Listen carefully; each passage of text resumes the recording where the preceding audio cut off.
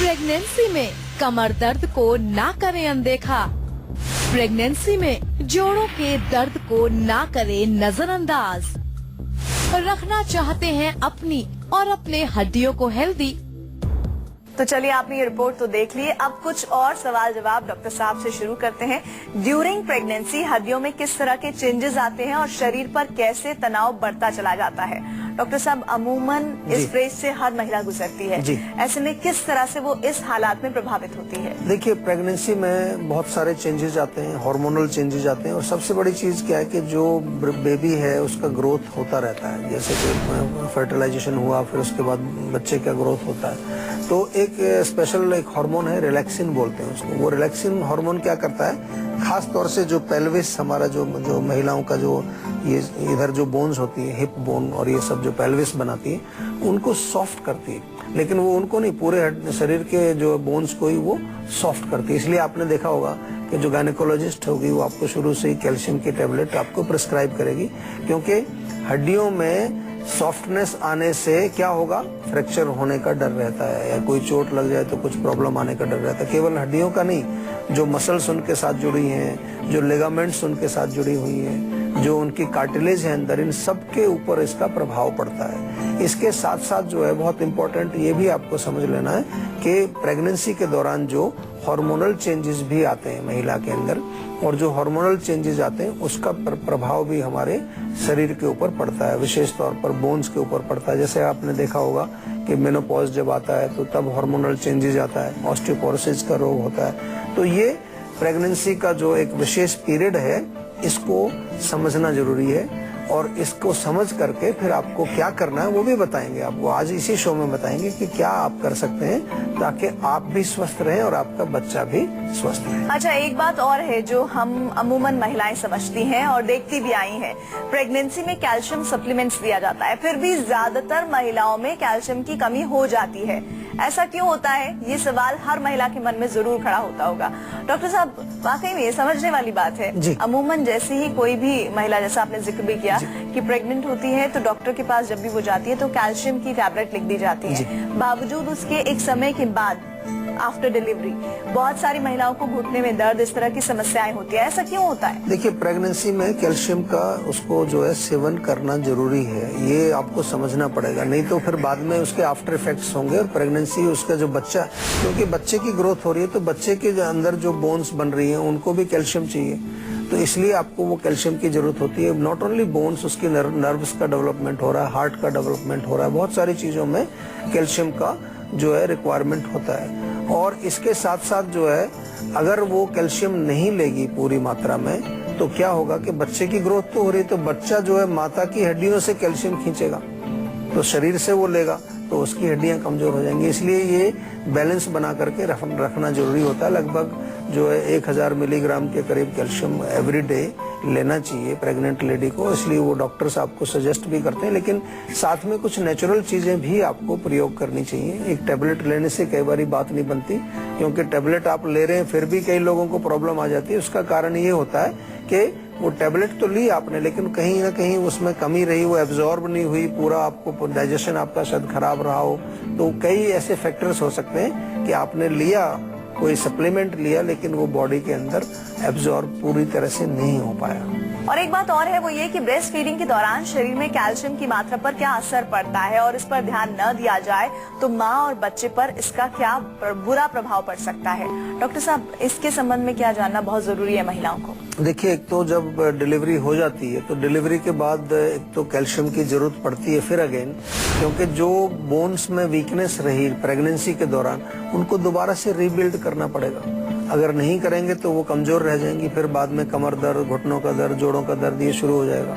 दूसरा, जो बच्चा है, बच्चा जो ब्रेस्ट फीड ले रहा है मदर से, तो उसको भी कैल्शियम चाहिए, उसकी बोन्स को भी ग्रोथ होना है, तो वो आपके मिल्क से ही वो उसको मिलेगा। वो अभी तो बच्चा जैसे 6 महीने तक तो जनरली माता का दूध ही पीता है, और उसके बाद भी जो है ब्रेस्ट मिल्क उसको चाहिए। तो ये दोनों ही चीजों को ध्यान में रखते हुए after delivery, during breast feeding भी कैल्शियम का बहुत ध्यान रखने की जरूरत होती है मदर को। एक दर्शक हमारे साथ जुड़ गए हैं पलवल से, प्रदीप उनका नाम है, बताइए क्या जानना चाहते हैं? सर, मैं पलवल से बोल रहा हूँ। प्रदीप सर, मेरे ना सर में दर्द रहता है, पूरे सिर में? नहीं सर, ये आधे सर, लेफ्ट साइड में। अच्छा, तो कब होता है दर्द आमतौर पर? एक्चुअली सर ये मॉर्निंग में, ज्यादातर मॉर्निंग में ही होता है। अच्छा, तो कोई टेबलेट लेते हो आप, उसके लिए दवाई लेते हो? सर अभी ये ना 4-5 महीने से हुआ है। मैंने एक डॉक्टर को दिखाया तो था, बट उन्होंने कुछ दवाइयाँ दी थी जी। तो उससे कुछ आराम नहीं मिला। देखिए, आराम नहीं मिला तो इसका मतलब ये गंभीर समस्या है, क्योंकि जनरली कोई दर्द की दवाई आपने अगर एलोपैथिक ली है तो उसका रिजल्ट थोड़ा सा टेम्परेरी तो मिल ही जाता है, लेकिन आपको उस दर्द की दवाई से भी आराम नहीं आ रहा है, तो दैट मीन्स रोग का डायग्नोसिस प्रॉपर नहीं हो रहा है। ये आप समझ लीजिए, कोई भी जब औषधि आप ले रहे हैं और उससे आपको आराम नहीं मिल रहा है तो कहीं ना कहीं कोई कमी है। आयुर्वेद में डेफिनेटली हम रूट कॉज पर काम करते हैं, लेकिन एलोपैथिक जो होती है मॉडर्न मेडिसिन, वो तो सिम्टोमेटिक ट्रीटमेंट पर ज्यादा उनका फोर्स रहता है और उससे आराम भी आपको तुरंत मिल जाता है। तो एनीवे, मेरा मतलब आपको समझाने का ये है कि रोग को डायग्नोस करना, रोग के कारण को पकड़ना, ये हमारे लिए बहुत बड़ा अहम एक प्रश्न है, क्योंकि वो अगर समझ में आएगा तभी हम उसकी चिकित्सा करेंगे।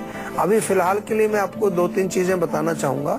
एक तो जब आप सुबह उठते हो, सुबह उठ करके 2 गिलास पानी जरूर पीजिए, और पानी पीने के कम से कम 45 मिनट तक कुछ नहीं आपको सेवन करना, चाय भी नहीं पीना, कुछ भी नहीं, और कोई खाना पीना। और आपका पेट अगर साफ नहीं होता है तो पेट साफ करने के लिए 1 चम्मच त्रिफला चूर्ण आप रात को ले लिया करो। साथ में पूरे सिर में अच्छी तरह से रोज एवरीडे तिल के तेल की मालिश करिए। ये 3 चीजें आप शुरू करेंगे, इससे आपको कुछ न कुछ इम्प्रूवमेंट दिखेगा। लेकिन क्योंकि 5-6 महीने पुराना रोग हो चुका है तो इसमें आयुर्वेदिक औषधियां, जैसा कि हम बार बार कहते हैं, और ये रोग तो ऐसा है सिर दर्द का, इसका तो बहुत अच्छा इलाज है आयुर्वेद में। किसी प्रकार का भी सिर दर्द आपको हो, पुराना हो, नया हो, बहुत पुराना हो, 25 साल पुराना हो, आपको कहीं जाने की जरूरत नहीं है, आयुर्वेद में ही आइए। आयुर्वेद में हमारे पास इनके बहुत अच्छे उपचार हैं। और अब बारी है आज की संजीवनी की। प्रेगनेंसी और ब्रेस्ट फीडिंग आपकी हड्डियों को कमजोर न करे, इसके लिए क्या उपाय करें प्रेगनेंसी से पहले, प्रेगनेंसी के दौरान और ब्रेस्ट फीडिंग के दौरान भी?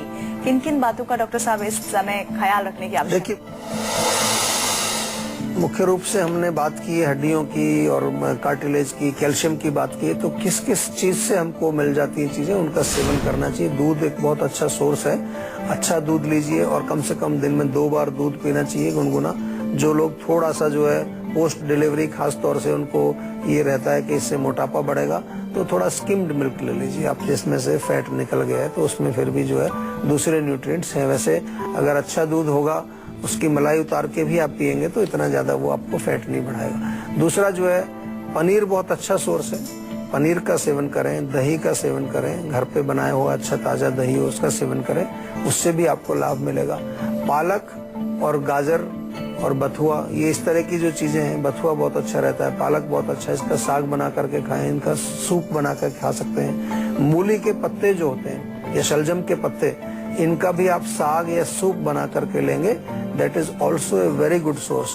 तिल भी एक अच्छा सोर्स है, तिल का सेवन आप कर सकते हैं, तिल को थोड़ा रोस्ट करके रख लीजिए, ऐसे भी खा सकते हैं, तिल के लड्डू बना करके आप खा सकते हैं। और एक चीज आप जरूर ध्यान रखें कि पोस्ट डिलीवरी में इसके साथ साथ आपको कुछ और चीजों का भी ध्यान रखना पड़ता है। आयुर्वेद के अनुसार, जैसा कि आपने देखा होगा, आमतौर पर वो अजवाइन डाल करके, थोड़ा सा घी डाल करके, ड्राई फ्रूट्स डाल करके, गोंद डाल करके कुछ लड्डू बनाए जाते हैं। उन लड्डुओं का सेवन जरूर करना चाहिए पोस्ट डिलीवरी। वो आपके शरीर को दोबारा वापस रीबिल्ड करने में, हड्डियों को, आपके जो ऑर्गन्स हैं उनको दोबारा अपने शेप में लाने के लिए बहुत फायदा करता है। और इसी के साथ ही एक दर्शक और हमारे साथ जुड़ गए हैं कानपुर से। जी बताइए अपना नाम और प्रश्न पूछिए। सर मैं आकाश बोल रहा हूँ। जी सर मेरे को जुकाम हो जाता है हर 2-3 दिन बाद। 2-3 दिन बाद? तो क्या उसमें नाक बहता है या नाक बंद हो जाता है? नहीं, नाक बंद हो जाता है और गला वगैरह बैठ जाता है और वो जाम हो जाता है नाक। छींकें आती है कि नहीं? हाँ, छींकें भी आती है। देखिए, इसमें थोड़ा सा आपको थोड़ी मेहनत करनी पड़ेगी। एक तो दिन में 1 बार, प्रेफरेबली मॉर्निंग या जब भी आपको टाइम मिले, थोड़ा सा कोई भी तेल ले लीजिए और नाक के बाहर के हिस्से में अच्छी तरह से उसको मसाज करके, पूरे माथे के ऊपर भी मसाज करें, और फिर थोड़ा स्टीम ले लीजिए। और भाप लेने के बाद तेल डालना है, सरसों का तेल अगर घर में है तो सरसों का ही डाल लीजिए, या यूकेलिप्टस ऑयल मिले आपको तो 1-1 बूंद वो डालिए। नहीं तो हमारे आयुर्वेद में षडबिंदु तेल बहुत गजब का होता है, बहुत अच्छा काम करता है। वो हमारी क्लिनिक से मिल जाएगा, कानपुर में हमारी क्लिनिक है, वहां से ले लीजिए। षडबिंदु तेल आप उसमें डालें नाक में। दूसरा जो है, कफ वर्धक चीजें नहीं खानी आपको। बहुत ज्यादा मिठाई, बहुत ज्यादा तली चीजें, बहुत ज्यादा जो है गरिष्ठ भोजन, जो बलगम बनाने वाली चीजें, उनका सेवन नहीं करना है।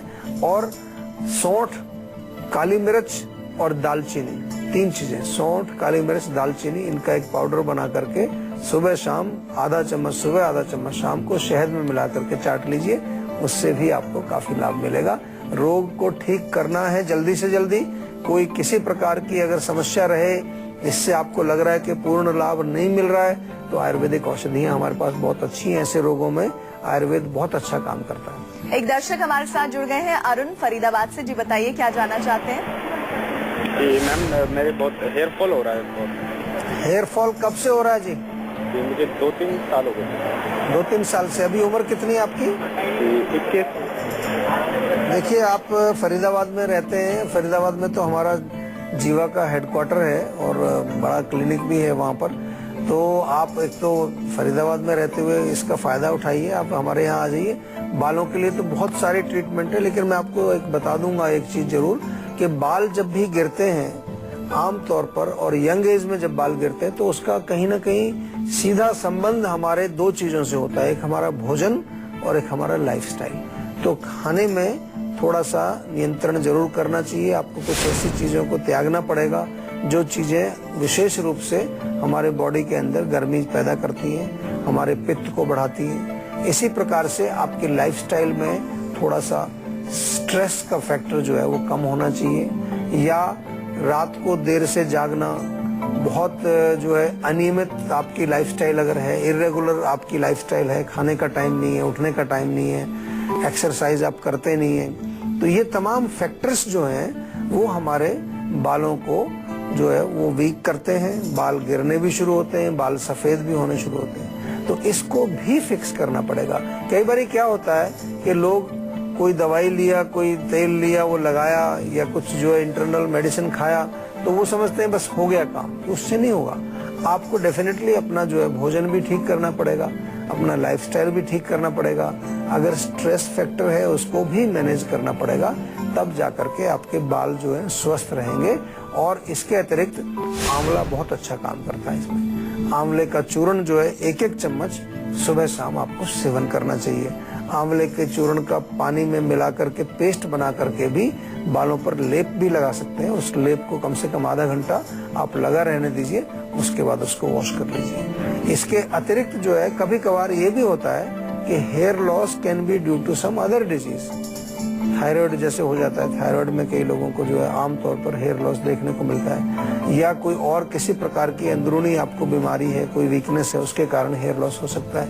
तो before you rush for the treatment, इससे पहले कि आप चिकित्सा के लिए भागे, बहुत सारे लोग मैंने देखे कि कहीं से कोई कमर्शियल देखा, कोई एडवर्टाइजमेंट देखी, अखबार में पढ़ा, बस उसको चालू करते हैं। सबसे पहले मैं आपसे बार बार ये कहता हूँ, सबसे पहले कोई भी रोग हो, आपको सिंपल रोग हो या बड़े से बड़ा रोग हो, सबसे पहले अपनी बुद्धि का प्रयोग करके ये जरूर जानने की कोशिश आपको करनी चाहिए कि ये रोग मुझे हुआ क्यों, क्या वजह इसकी हो सकती है, कारण क्या हो सकता है।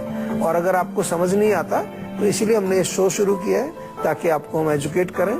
इसीलिए हमने एक इतना बड़ा सेंटर आपके लिए बनाया है, जहाँ पर कम से कम भी 150 डॉक्टर्स हमारे होते हैं, जो आपके सेवा में हमेशा उपलब्ध हैं। उनसे बात कर सकते हैं आप, उनसे पूरा जो है अपने रोग के बारे में आप पूछताछ कर सकते हैं और अच्छी प्रकार से आयुर्वेद के बारे में शिक्षा प्राप्त कर सकते हैं। तो अगर आप भी हेल्थ से जुड़ी अपनी समस्याओं का समाधान चाहते हैं, आप इन नंबर्स पर कॉल करें 012940404004। अपना फोन नंबर जल्द से जल्द रजिस्टर करवाएं और उसके बाद डॉक्टर चौहान के पैनल के डॉक्टर आपको खुद फोन कर आपकी सेहत से जुड़ी समस्याओं को सुलझाएंगे। वक्त तो चला एक ब्रेक का। ब्रेक के बाद बारी है संजीवनी टिप्स की, जिसमें जानेंगे ब्लैक हेड्स के घरेलू उपचार के बारे में। और इसीलिए आप कहीं मत जाइएगा, देखते रहिए अपना मनपसंद हेल्थ शो संजीवनी, ताकि स्वस्थ रहे आप।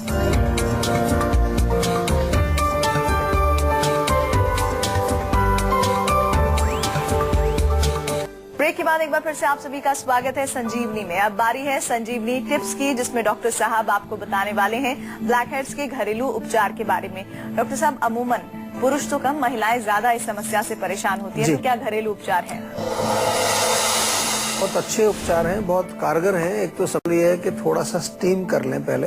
स्टीम करके आटा घर में होगा आपके, आटे से थोड़ा रब करें तो एक्सफोलिएशन उसको बोलते हैं, जो अंदर से उसका वो निकल जाएगा, उसको रब करने से आपके ब्लैक हेड्स चले जाएंगे। सिंपल तरीका है। दूसरा आप ये कर सकते हैं कि एलोए वेरा ताजा अगर आपको है, ताजा उसका जेल निकाल करके उससे आप थोड़ा सा रब करेंगे, मसाज करेंगे, उससे भी फर्क पड़ता है। या शहद में नींबू का रस मिला करके आप थोड़ा सा एक मिक्सचर बना लीजिए, उसको फेंट करके अच्छी तरह से, वो लगाने से भी आपको बहुत फर्क पड़ेगा। बादाम पीस करके और उसमें बराबर मात्रा में बेसन मिला करके एक बहुत बढ़िया पेस्ट बन जाता है। इसका आप लेप भी, मास्क बना करके भी लगा सकते हैं। थोड़ा सा उससे रब करेंगे, फिर उसके बाद उसका मास्क बना करके दूध मिला के पेस्ट बना के वो लगाइए। बिल्कुल चेहरा आपका चमक जाएगा, क्लीन हो जाएगा। और पुदीने के जूस में पुदीना ताजा ले लीजिए, उसका थोड़ा रस निकाल के हल्दी मिला के वो लगाने से भी आपके ब्लैक हेड साफ हो जाएंगे। सारी चीजें आपके रसोई में मौजूद हैं, उसको लगाइए। फालतू की ये केमिकल वगैरह मत लगाइए। आजकल बहुत सारे केमिकल मिल रहे हैं, उन केमिकल लगाने से हमारे त्वचा के पोर्स और बंद हो जाते हैं और उससे हमें और भयानक प्रॉब्लम हो जाती है। तो डॉक्टर साहब आपको इतने साधारण उपाय बताते हैं, कैसे आप अपने स्किन को अच्छा कर सकते हैं, कैसे आप हेल्दी रह सकते हैं, कैसे आप बीमारियों से दूर रह सकते हैं, ये सिर्फ यही आपको मिल सकता है। डॉक्टर साहब बहुत बहुत शुक्रिया इस जानकारी के लिए। Thank you. आशा करते हैं कि डॉक्टर साहब ने आपको जो उपाय बताए हैं उन्हें अपनाने से आप हमेशा सेहतमंद रहेंगे। संजीवनी प्रोग्राम के जरिए हम आपको हमेशा फिट और हेल्दी बनाए रखेंगे। आपको बता दें कि आप हमारे नंबर 012940404004 पर फोन कर अपनी कॉल रजिस्टर करवा सकते हैं। आप हमें ईमेल भी कर सकते हैं। हमारा ईमेल आईडी है info@jiva.com। आप फेसबुक के जरिए भी हमसे जुड़ सकते हैं। हमारी फेसबुक आईडी है www.facebook.com/jiva ayurveda। तो इसी उम्मीद के साथ कि आप हमेशा खुश रहें, स्वस्थ रहें। अगले एपिसोड में आपसे फिर मुलाकात होगी। तब तक के लिए दीजिए इजाजत। नमस्कार।